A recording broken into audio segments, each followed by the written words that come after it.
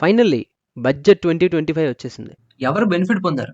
Middle class పీపులా? లేదా సెక్టార్సా? లేదా బ్యాంక్సా? అసలు ఈ బడ్జెట్ అంటే ఏంటి? ప్రతి సంవత్సరం 1 ఫిబ్రవరి రోజు ఫినాన్స్ మినిస్టర్ నిర్మలా సీతారామన్ గారు ఈ బడ్జెట్ అనౌన్స్ చేస్తారు. అందులో గవర్నమెంట్ జనాల నుంచి ఎంత డబ్బు సంపాదించింది, అలాగే ఎంత డబ్బు ఖర్చు పెట్టింది అనేది చెప్తారు. అలా ప్రతిసారిలాగే ఈసారి కూడా 2025 1 ఫిబ్రవరిన నిర్మలా సీతారామన్ గారు యూనియన్ బడ్జెట్ అనౌన్స్ చేశారు. ఈ బడ్జెట్ వల్ల గవర్నమెంట్ కేవలం ఎంత సంపాదించారు లేదా ఎంత ఖర్చు పెట్టారు అనే విషయాలే కాకుండా వాటి స్ట్రాటజీ అండ్ డైరెక్షన్ కూడా తెలిసిపోద్ది. ఈరోజు ఈ వీడియోలో కొత్తగా ఏముంది ఈ బడ్జెట్లో మన కోసం, అంటే మిడిల్ క్లాస్ పీపుల్ కోసం, and A sectors and stocks benefit అవ్వచ్చు అన్ని క్లియర్గా కవర్ చేయబోతున్నాం. ఫస్ట్ చెప్పాలి అంటే నిర్మలా సీతారామన్ గారు గురుజాడ అప్పారావు గారు చెప్పిన వాక్యంతో మొదలుపెట్టారు ఈ బడ్జెట్ని. దేశం అంటే మట్టి కాదోయ్, దేశం అంటే మనుషులోయ్. మనం మెయిన్ టాపిక్ అయినా middle class and salaried employees కి ఏం ఇంపాక్ట్ ఉంది అని చూసుకుంటే క్లియర్ గా ఫినాన్స్ మినిస్టర్ 12 లక్షల వరకు ప్రతి సంవత్సరం సంపాదించే వాళ్ళకి నో ట్యాక్స్ అని అనౌన్స్ చేశారు. కానీ ఇంకా ట్యాక్స్ స్లాబ్స్ మాత్రం 4 to 8 LPA 5% అని, 8 to 12 LPAs కి 10% అని, అలా మిగతావి కూడా అనౌన్స్ చేశారు. సో ఇక్కడ అందరూ కన్ఫ్యూజన్ లో ఉన్నారు. 12 LPA వరకు నో ఇన్కమ్ ట్యాక్స్ అన్నారు, కానీ 10% చూపిస్తుంది స్లాబ్స్ లో, ఏంటిది అని. ఇక్కడ కన్ఫ్యూజ్ అవ్వడానికి ఏం లేదు, simple. Under section 87A income tax rebate ప్రకారం ట్యాక్స్ పేయర్స్ కి ట్యాక్స్ రిలీఫ్ ఇస్తుంది గవర్నమెంట్.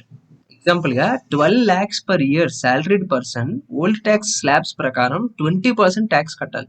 అదే న్యూ ట్యాక్స్ స్లాబ్స్ ప్రకారం 10% అంటే 60,000 దగ్గర ట్యాక్స్ కట్టాలి. ఈ బడ్జెట్ లో tax rebate 12 lakhs per annum ఉన్న వ్యక్తికి 60,000 వరకు అన్నారు.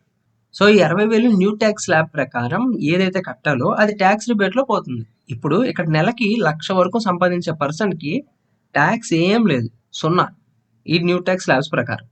అండ్ నిర్మలా సీతారామన్ గారు ఇలా చేయటం వల్ల గవర్నమెంట్ కి 1,00,000 కోట్ల నష్టం వస్తుందని కూడా చెప్పారు. సో ఇది మొత్తం ఇన్కమ్ ట్యాక్స్ కోసం. అసలుకి ఫైనాన్స్ మినిస్టర్ మన దేశాన్ని నిర్మిస్తున్న మిడిల్ క్లాస్ కోసం అని చెప్పి ఈ ట్యాక్స్ స్లాబ్స్ అనౌన్స్ చేశారు. అండ్ ఈ బడ్జెట్ ఎక్కువ దేని మీద ఫోకస్ చేస్తుందని కూడా క్లియర్ గా చెప్పారు. గరీబ్ అంటే లోవర్ మిడిల్ క్లాస్ వాళ్ళ కోసం, అండ్ యూత్ అంటే యంగ్స్టర్స్ కోసం, అండ్ అన్నదాత అంటే ఫార్మర్స్ కోసం, అండ్ నారీ అంటే ఉమెన్స్ కోసం ఈ బడ్జెట్ ఎక్కువ ఫోకస్ ఉంటుందని చెప్పారు. అందులో మేజర్లీ స్కీమ్స్ చూసుకుంటే సక్షం అంగన్వాడీ అండ్ పోషన్ 2.0కి, అండ్ ఐఐటీస్ ఏవైతే ఉన్నాయో వాటి ఎక్స్పాన్షన్ చేస్తామని, అండ్ డే కేర్ సెంటర్లు పెంచుతామని, అండ్ భారతీయ భాషా పుస్తక్ స్కీమ్ అని, national centres of excellence for skilling అని, అలా ఎడ్యుకేషన్ మీద ఎక్కువ ఫోకస్ చేస్తుంటూ national centres of excellence for skilling అనే scheme, and Atal tinkering labs, and centre of excellence in artificial intelligence, ఇలా డిఫరెంట్వి. అండ్ టెలికామ్ లో చూసుకుంటే బ్రాడ్బ్యాండ్ కనెక్టివిటీ ప్రొవైడ్ చేస్తాము secondary schools and primary health centres కని, అలాగే మెడికల్ ఎడ్యుకేషన్ కూడా ఎక్స్పాండ్ చేస్తామని, అలాగే ప్రైమ్ మినిస్టర్ SVA నిధి అని, అలాగే ప్రైమ్ మినిస్టర్ జన ఆరోగ్య యోజన లాంటి స్కీమ్స్ చాలా తీసుకొచ్చారనమాట. అండ్ ఈ బడ్జెట్ లో వీటికి ఎక్కువ మనీ అనేది బారోయింగ్స్ అండ్ లైబిలిటీస్ నుంచి 24% వస్తుందని చెప్తున్నారు. And GST, income tax, corporation tax ఇలా వీటి నుంచి 18, 17, 22%. సో మోర్ దాన్ 50% ట్యాక్సెస్ నుంచి వస్తుంటే 24% దగ్గర బారోయింగ్స్ అండ్ లైబిలిటీస్ అంటే అప్పుల నుంచి వస్తున్నాయని అనౌన్స్ చేశారు. మిగతావన్నీ చూసుకుంటే లైక్ 10% లోపే ఉన్నాయి. అలాగే మనీ ఎక్కడెక్కడికి వెళ్తుంది అని చూస్తే states share of taxes and duties కి 22% వెళ్తుంటే 20% ఇంట్రెస్ట్ పేమెంట్స్కి వెళ్తుంది, అండ్ 16% వచ్చేసి సెంట్రల్ సెక్టార్ స్కీమ్, అండ్ మిగతావి చూసుకుంటే 10% లోపే ఉన్నాయి. సో ఓవరాల్ గా సెంట్రల్ గవర్నమెంట్ మనీ అనేది ట్యాక్సెస్ అండ్ డ్యూటీస్ కి, అండ్ ఇంట్రెస్ట్ పేమెంట్స్ కి, అండ్ సెంట్రల్ స్కీమ్స్ కి వెళ్తుంది. అలాగే agriculture, infrastructure, health care and EV మీద ఈ ఇయర్ ఎక్కువ ఇంట్రెస్ట్ చూపిస్తున్నారు సెంట్రల్ గవర్నమెంట్. కానీ రైల్వే అండ్ డిఫెన్స్ మీద ఎక్కువేమీ మాట్లాడలేదు నిర్మలా సీతారామన్ గారు.